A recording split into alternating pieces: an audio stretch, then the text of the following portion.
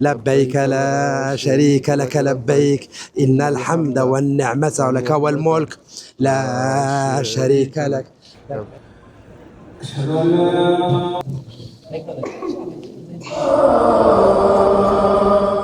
So assalamu alaikum wa rahmatullahi wa barakatuh. So I've been wanting to do this video for a very long time, and alhamdulillah I'm doing it today. I'm going to be showing you the step-by-step guide on how to perform Umrah, yes, which is refers to as Lesser Hajj. So inshallah, we are currently at the Masjid Al-Haisha, and I'm going to be, putting my camera down where I'm going to explain to you one of the first thing you need to do, to perform Umrah. So let's assume you are flying from Nigeria, or let's say you are coming from any part of the world. I'll talk about what you need to do.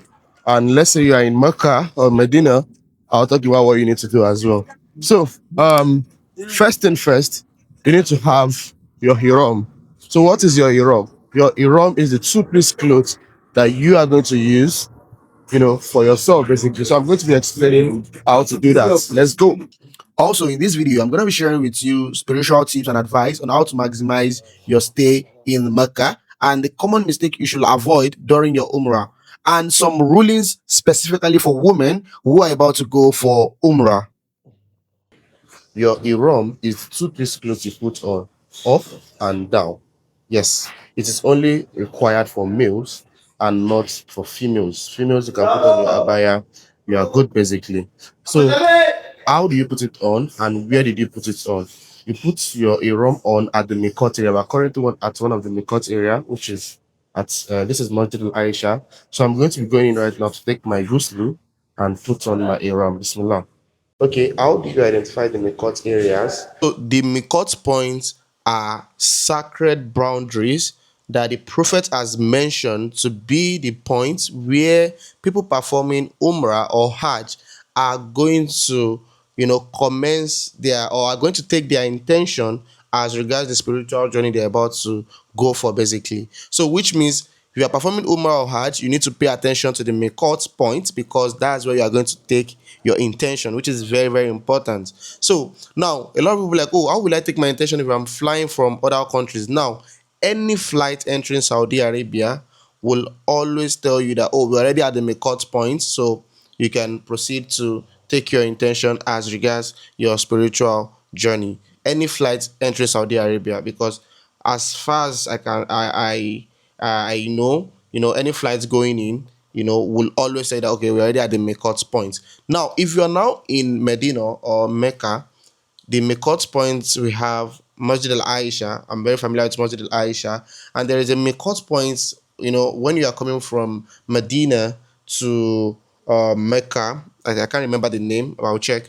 So take your bait, then make your intention basically, and proceed down to Mecca. So before we continue, let's quickly talk about the sponsor for today's episode, which is the True Gardens Travels and Tours Limited. Now, this particular company literally sponsored this video, and they have been the one helping me to go to Umrah and Hajj, like helping with the agency that has been helping me for my Hajj and Umrah. So, inshallah, if you're also planning on going for Hajj and Umrah, I will always recommend you to use the True Gardens Travels and Tours Limited because of the reliability in their service. Yes, you will definitely enjoy it. So let's go on, guys. Okay, alhamdulillah. So I just completed my bait right now, and I just put on my Ihram. As I have said earlier, before you put on your Ihram, you need to make sure you take your bait, your ghusl, which automatically have an ablution, and you also put on your Ihram. I will link a video for you on how to put on your Ihram. Very simple. The next thing is how to take your intention, because you need to take your intention from the Mikot area, and you continue with your Telbiya till you see the Kaaba before you stop the Telbiya. So let's continue, or listen to how we are going to take the intention. Let's go. So your intention is Labbaik ala Umrah Umratan. So that's it's as simple as that. Yes, and the next thing we keep doing is Labbaik Allahumma labbaik. Labbaik Allah sharika laka labbaik. Innal hamda والنعمة لك والملك لا شريك الله. This is what you are going to be chanting until you sight the Kaaba. Is that clear? So let's continue. لبيك اللهم لبيك لبيك لا شريك لك لبيك إن الحمد والنعمة لك والملك لا شريك الله. So somebody will be asking, where are we exactly? We are currently at Masjid Al Aisha, which is one of the Miqat points in the world. Yes, Masjid Al Aisha in Mecca. So if you are in Mecca and you want to perform Umrah, yes, all you just have to do is to come straight down to Masjid Al Aisha and do the needful, and Bismillah, you can start going to Mecca. So we want to quickly observe 2 nawafils, then we continue. Basically, we go into the car and we are going straight to Mecca. So don't forget, continue your talbiyah. So we are done with our nawafil, and Bismillah. لبيك اللهم لبيك لبيك لا شريك لك لبيك إن الحمد والنعمة لك والملك لا شريك له. So you are not trekking to Mecca. Alhamdulillah, their transportation means to take you to Mecca. So you can follow the free bus, which can go anytime, or you can go with any car. Like you can take a cab, which costs less than 40, 50 riyal. So Bismillah, our car is already waiting for us at the car park. So labbaik Allahumma labbaik labbaik la sharika laka labbaik innal hamda wan ni'mata laka wal mulk la sharika Allah. Don't forget what I said. You keep chanting your talbiyah till you see the Kaaba, till you sight the Kaaba. Then you stop the talbiyah.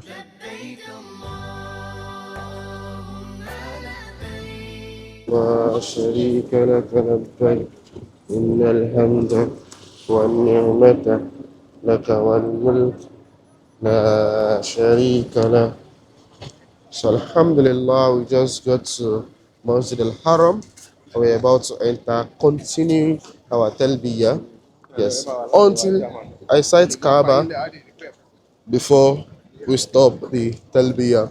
So let's go. لبيك اللهم لبيك لبيك لا شريك لك لبيك إن الحمد. Now, before you enter the gate, for the males, make sure that your right hand is outside the Ihram, like you can see on the screen. And also, what are the prohibitions on Ihram? Now, listen, all the things I used to do that are halal becomes haram the moment you are on Ihram.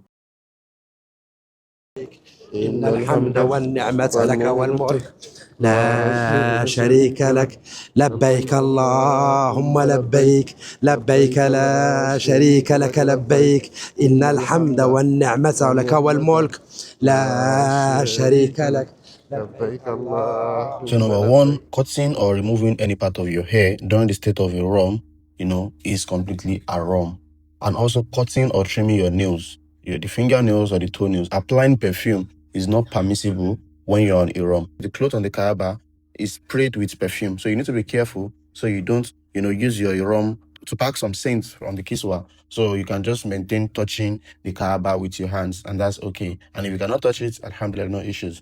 Hunting or killing land animals is also haram when you're on Ihram. Marriage contract is also haram when you're in the state of Ihram. Marital relation, such as sexual intercourse, are also haram, such as touching, kissing, are prohibited when you're on the state of Ihram. And as well, quarreling and sinful behaviors. So be careful around Kaaba, to not to fall into arguments, foul languages, insults, and all sinful acts.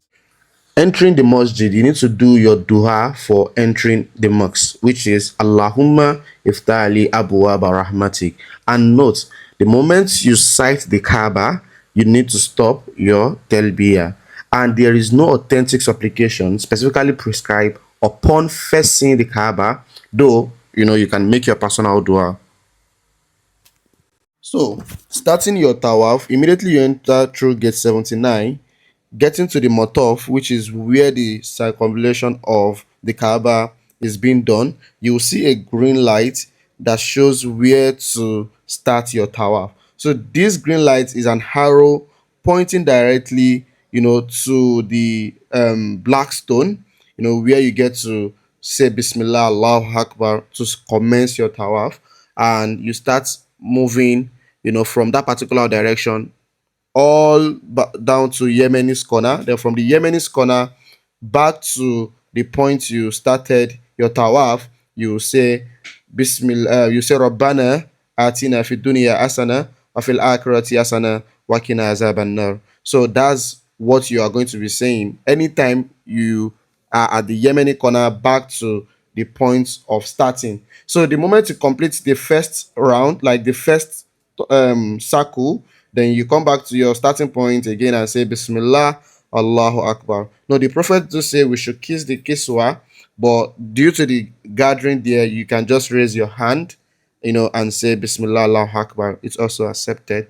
So you go around the Kaaba for 7 times. Don't forget, anytime you get to the Yemeni corner, straight back to the point you raise your hand and say Bismillah, Allahu Akbar, you'll say Rabbana atina fid dunya asana wa fil akhirati asana wa qina azaban nar, and immediately you end your tower, which is the fifth the seventh circle, like the seventh circumambulation. Then you will go and perform 2 rakas, after the Maqam Ibrahim. So make sure there is a place where you can do your two nawafil. Yes, then you can complete your nawafil, make duha before you now head for your Sa'i, which is your Safa and Marwah. So immediately you are done with your tawaf and praying of the 2 rakas, then the next ritual is your Sa'i, which is a very, very important pillar, when it comes to Umrah. So you can just ask any of the security, the Ihram security, that okay, you are going for Safa and Marwah, and they will literally point the place, for you basically. So Safa and Marwah is the art of walking between the hills of Safa and Marwah. So commemorating the unwavering faith and perseverance of Hajar, the wife of Prophet Ibrahim alayhi salatu wasalam. So when Prophet Ibrahim left Hajar and their son Ismail, so Hajar was in search of water, and she was running from Safa and Marwah, which sum up to around 7 times. And on the seventh lap, Allah sent Hajar on the 7th trip, Allah sent Angel Jibril, who struck the ground and which caused the gushing out of Zamzam, and which today every pilgrim relieves this remarkable story of trust in Allah and perseverance through the ritual of Sa'i. So when you want to begin your Sa'i, immediately you get to Safa, because you are starting from Safa, and you are going to say a particular dua, which is Allahu Akbar, Allahu Akbar, Allahu Akbar. لا إله إلا الله وحده لا شريك له له الملك وله الحمد على كل شيء قدير. لا إله إلا الله وحده أنجز وحده ونصر عبدا وأزم الأزاب وحدا. I'm gonna put on the screen so you can easily check it out. So after that, you can make any personal dua, while you go on your trip from Safa to Marwa. So you are starting from Safa to Marwa, and when you are coming back from Marwa to Safa, that's 2. From Safa to Marwa again. From Marwa to Safa, that's 4. From Safa to Marwa, that's 5. From Marwa to Safa, that's 6. And from Safa to Marwa, that's 7. That's the completion of your Sa'i. Now, this is it for the men. Whenever you get to where you see the 2 green lights, you are to jog or run a little bit, because at that point in time Hajar was running, so that's why women needs to run at that point. But for women, you can maintain, your walking, you can continue walking basically. So that's for that, and there is no specific dua prescribed while walking between Safa and Marwa, so you can use that time to keep chanting Allah's the remembrance of Allah and glorifying Allah as well and praising him. And also, you can keep on saying La ilaha illallah wa la sharika lahu lahul mulku wa lahul hamdu wa huwa ala kulli shay'in qadir. So the moment you finish at Marwa, alhamdulillah, you just completed your Sa'i. And the final step of Umrah is to shave or trim the hair. So how do you get to do this? Now, for the males, it is always advisable that you completely shave the hair or you trim the whole hair evenly. So which means that if you have a lot of hair, you can decide to go on low cut. If you have a low cut, you can decide to go on, by clearing everything basically. So, but for the ladies or for the women, you can cut a fingertip of your hair. Exactly. So if you are with your spouse can help you, or other sisters can also help you to do that. So alhamdulillah, we just completed our Umrah.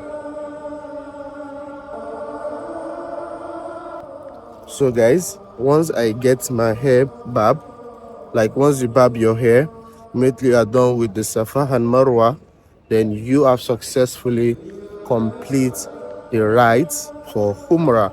And Allah Mubarak, may Almighty Allah accept it as an act of ibadah. So all you just have to do once you are done with your Safa and Marwah, cut your hair with scissors, clipper, anything. I'm going to be using clipper. I'm going to be going to the barber shop, or I do it in my hotel. Then once I've done it, I can put off my Ihram and continue with any other thing I want to do. But if you haven't cut your hair, you shouldn't put off your Ihram. Cut your hair before putting off your Ihram. So once you put off your Ihram, you've successfully completed Umrah. May Almighty Allah accept it as an act of ibadah.